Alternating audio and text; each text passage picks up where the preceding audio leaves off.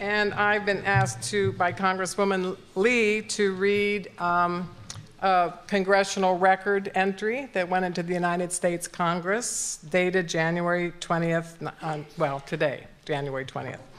I'm not going to read the entire proclamation, but we'll have it out front if people want to see it later. I'll just read the first and last paragraphs. Mr. Speaker, I rise today to honor the extraordinary life of Ann J. Chandler, a longtime Berkeley resident and community leader who has left an indelible mark on our Bay Area communities. With her passing on November 17, 2012, we look to the outstanding quality of her life's work and the joyful legacy she inspired. And the rest is kind of her obituary in the program. Today, California's 13th Congressional District salutes and honors an outstanding individual and a stalwart community leader, Miss Ann J. Chandler. She will be deeply missed by an extended group of loved ones. I offer my sincerest condolences to Ann's surviving family and to the many friends and associates whose lives she touched over the course of her incredible life. May her soul rest in peace. And this goes to the family, and then you can look at it out front later. Thank you.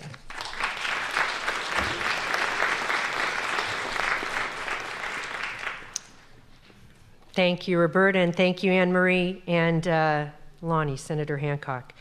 Anne was very clear that she did not want a memorial or funeral type of service. She wanted a celebration of her life.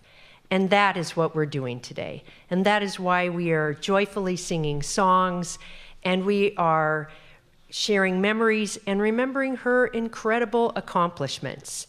And before I bring someone else up who will give you a little bit about that, there's an open mic period. And so if you'd like to participate in that briefly, just fill out a card and stick it in the basket in the front, and you can share some of your memories.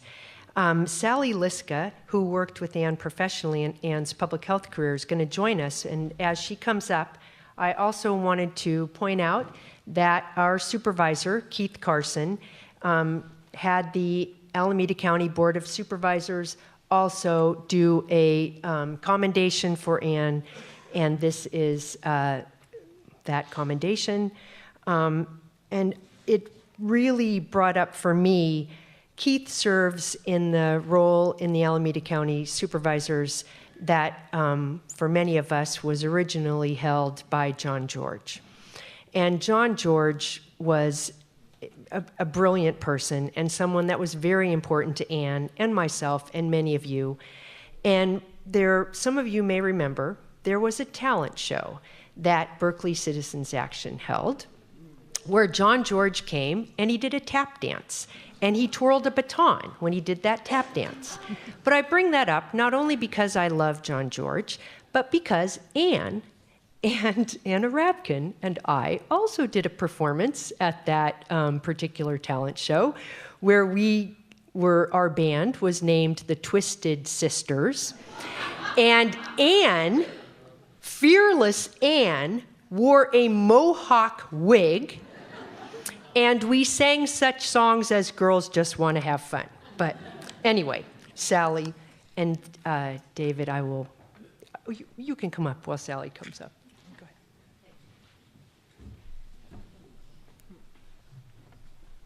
ahead. So I met Ann in 1972. Like Ann, I'm a public health microbiologist, and we had both started new jobs at the California State Public Health Lab. At that time, it was located on Berkeley Way, right across the street from campus. She and Dick and the two boys and a big golden retriever dog whose name I can't remember were living on Virginia Street at the time.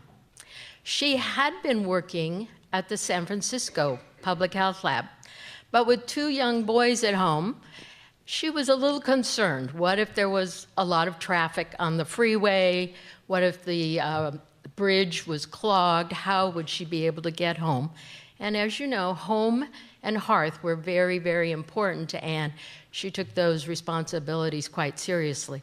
So she wanted to move closer to home, and that of course was before earthquakes and worry about the Bay Bridge breaking down because of that. So that was my good fortune, and that is what brought her to the California State Public Health Lab. That was my first job. I had just moved to the Bay Area from San Diego. For those of you who might remember, Berkeley was kind of a scary place in the 1970s if you hadn't been brought up here. And she took me, like she did so many other people, under her wing. I was new to the area, my first job, how do I behave, what do I say, nobody that I knew. And it was, as I say, my good fortune. Because she lived close to the lab, we would often go to her house for lunch. And again, Ann was an exceptional cook, so another way I gained from that. So she's been my lifelong friend for many, many years. After several years, we each went our own ways. We both left the state lab. She went on to get her graduate degree in public administration. And that held her in very good stead because a few years down the road, there was an opening at the Alameda County Public Health Lab, and Ann decided to apply to that. Now, this wasn't your usual type of civil service job. They had quite a few public health lab directors come and go because they were having some problems at that laboratory. And here were some pretty experienced lab directors that were not quite able to make a go of it. So when they hired Ann, they did it on an hourly basis, which of course can't give much confidence to a new person. But she had never been a lab director before. All she had was that smile and I can do this attitude, and by God, she did. She did inherit kind of a hornet's nest, and as anybody who's been a manager, you know that personnel issues can be the stickiest. And you know, working in civil service, you really have to dot the I's, cross the T's in order to make improvement. But she was bound and determined to do that, and indeed she did. She found out who to work with within the county system.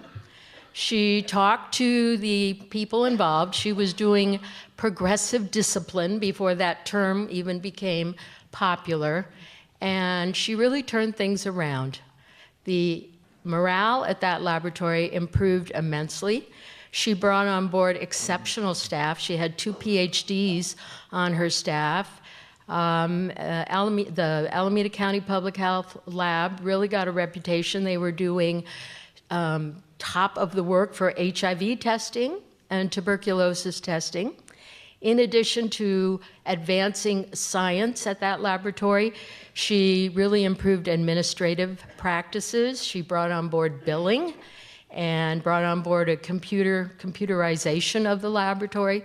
So she was really out there and served as a great role model for lab directors. Again, she was still public service. She was very active in both state and national professional organizations. Not only was she probably on every committee at the California Association of Public Health Lab Directors, but she usually chaired the committees. And then she became president as well in 1989, 1990. Then she went on to national professional organization, which at that time was the APHA, American Public Health Association, had a very strong lab section council. I'm almost there. And she was again on many committees, chaired the program committee, and was on the governing committee for APHA, and was also the president of that section. My last little story on that, of course, one year APHA had its national meeting in Las Vegas, so 10,000 people strong were meeting, and there was a small group, including Ann, that went to the nuclear testing site outside of Las Vegas and protested and ended up getting themselves arrested. But that was Ann, wasn't it?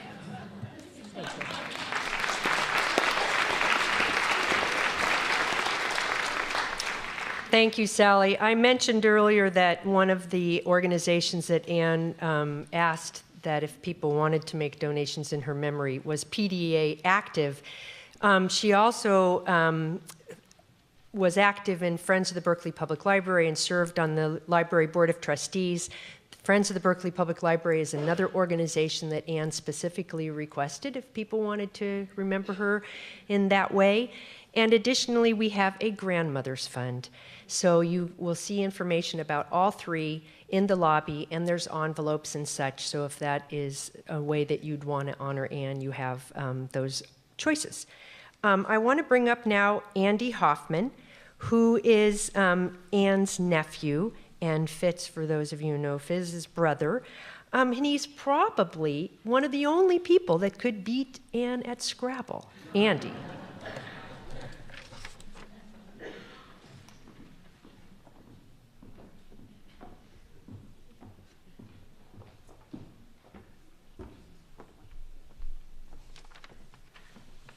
Thanks, everybody, for coming. Really appreciate it. I should put this right side up so I can read it. There are a few things. I've, of course, known Ann for my entire life. She babysat me, I think, the first day I came home from the hospital, so a long time. And I was thinking about what to tell you all about Ann, things that you might not know or maybe know but couldn't think about it in quite the same way that a family member does. And so I wanted to sort of put together a few things that I feel like I learned from Ann. I learned so much, all of us learned so much from Ann.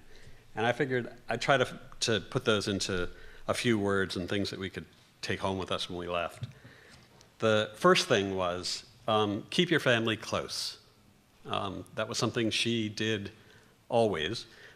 Family for her certainly meant blood. Everybody was her cousin. I'm sure that you've all been introduced to cousins of hers, people you didn't know were in any way related. I've met cousins of mine that I had no idea how they were related.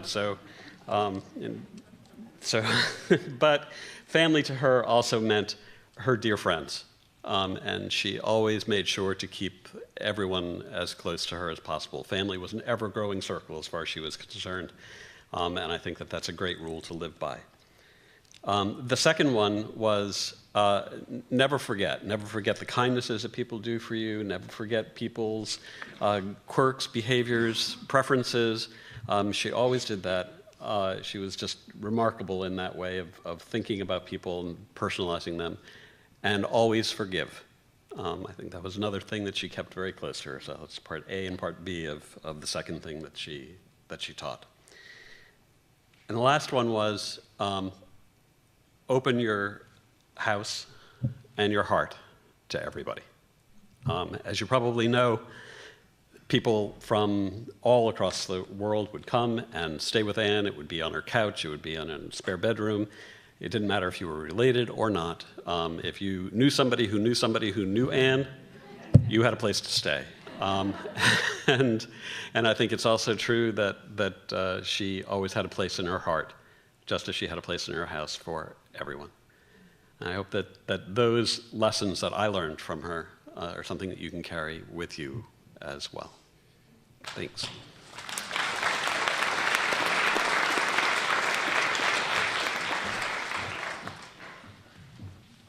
Thank you, Andy, and we'll have some more music.